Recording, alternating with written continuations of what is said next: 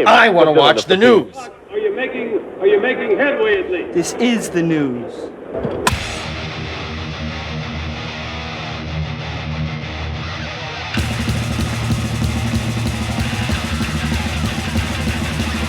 Smack-a-ma-gob, it's time for the only news that matters. And according to bass legend Bob Daisley, the job of replacing Randy Rhoads was a pretty tough one, with Jakey Lee having those hard-to-fill shoes that Randy had left behind. Although not the first major band, Randy Rhoads is remembered for his game-changing approach to writing and playing with Ozzy Osbourne. Despite his tragic passing in 1982, Randy's legacy still continues to live on through his music, and even newer generations today still study his works. After some music, with even newer generations today still studying his works, after some turbulent changes with Robert Sarzo, Bernie Torme, and Brad Gillis, it was time for Jakey Lee to step in. Speaking to Johnny Bean in a recent interview, Bob Daisley revealed that Jakey Lee was up to the task, with his musicianship being more than sufficient to fit Ozzy Osbourne's band at the time. Of course, the lineup was turbulent in those years, and Daisley only got to play with Lee once. He was back in the band in 1983. He said, "I thought that Jake did an admirable job on filling those hard-to-fill shoes that Randy had left behind. I mean, that's a hard act to follow. But I thought Jake did a really good job of being himself, not doing the Randy thing note for note, but still doing his interpretation of it, and still playing the parts right of all those songs, and being an extension of what the first two albums in the new slightly different direction." As Bob explained further, it was a joy to write with someone like Jake, and in some way it even reminded him of how Rhoads approached the creative process as well. He said, "And Jake and I sort of worked in a similar way to how Randy and I had worked. We'd sit on chairs opposite each other, and he'd have a riff, and I'd make a suggestion, and we'd turn things around, and then I would write lyrics to them. It was similar sort of situation. He's a great player too." During the same interview, Bob was also reminded of how drummer Lee Kerslake and him were fired from the band. Of course, the bassist would return into the lineup more than once, but the first firing came in 1981 while Randy was still alive. He said, "Well, that's why when the first suggestion of let's get rid of Lee and get Tommy Aldridge, I wouldn't agree to it. I wasn't out of loyalty to Lee or anything like that. I couldn't agree to do something that I thought was wrong, and I wouldn't. At the end, they got rid of both of us, and then 6 weeks later, they asked me back. And that's how quick that was, how they got rid of Lee. Originally, the third album, I was supposed to come back and do it in 1982 with Randy and Ozzy and Tommy Aldridge. But Randy was killed in March of 1982, and so that third album was put on hold, and I ended up doing it the following year in 83 with Jake, and that was Bark at the Moon." Going further into the matter, Bob also asked about the video for Bark at the Moon and what it was like to film it. Recalling the video, the bass legend also added that at the point it was clear how the whole band was being promoted as an Ozzy and Jake thing. He said, "I think it was done as a defunct sort of, I think it used to be a nut house. I think it was an asylum, mental asylum, but it wasn't functioning. It was just sort of derelict, and it was filmed there. But really, by then, it wasn't really a band feel or a band situation. It was being promoted as the Ozzy show or the Ozzy and Jake show by then, because they promoted a lot of Jake just to take people's minds off the loss of Randy.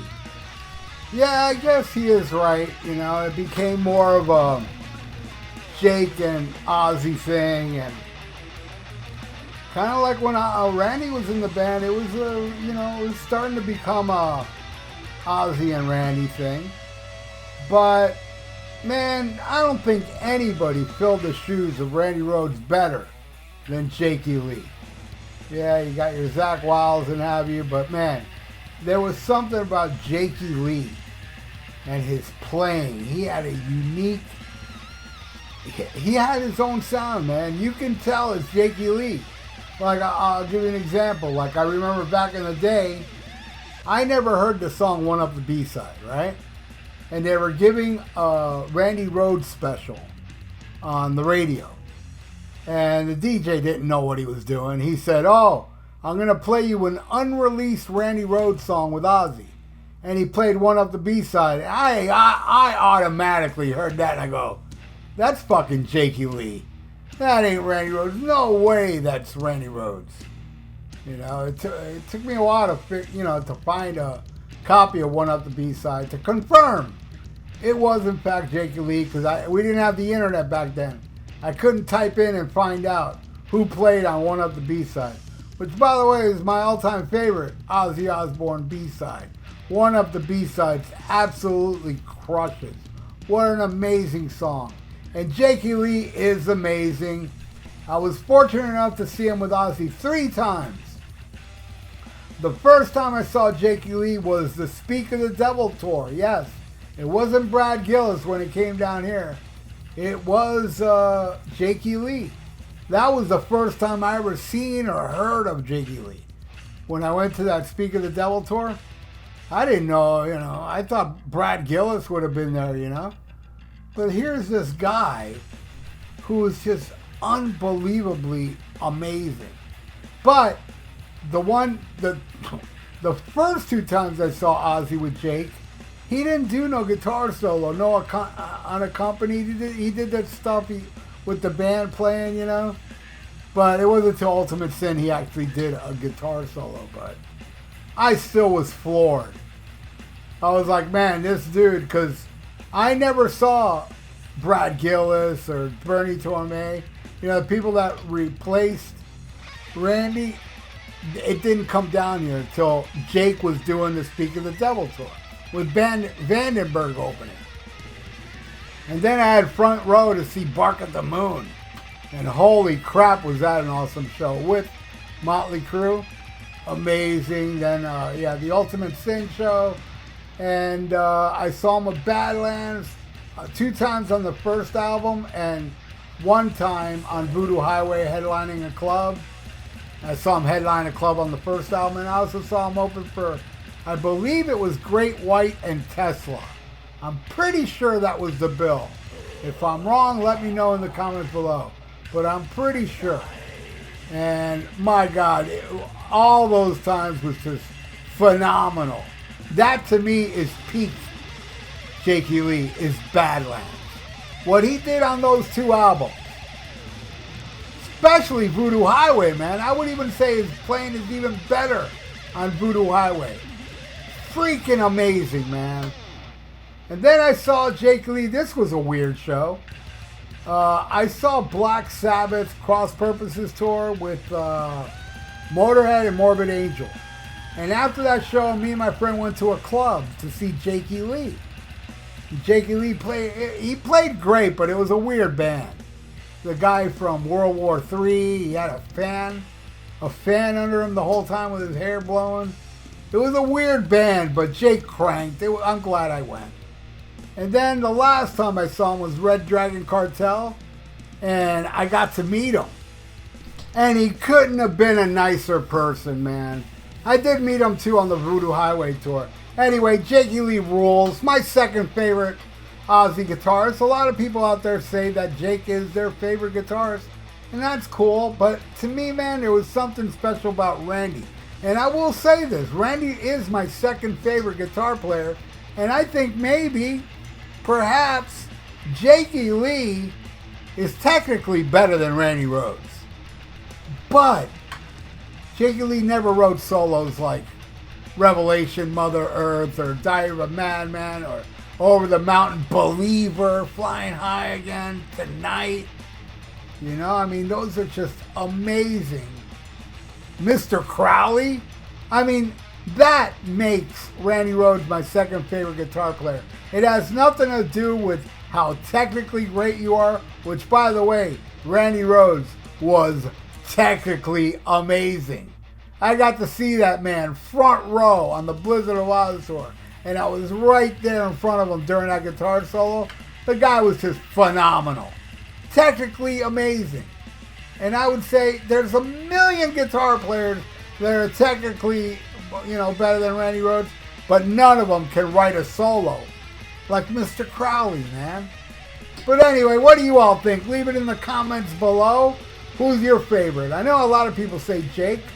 More people say Randy like me, but it's pretty close. A lot of people do say Jake.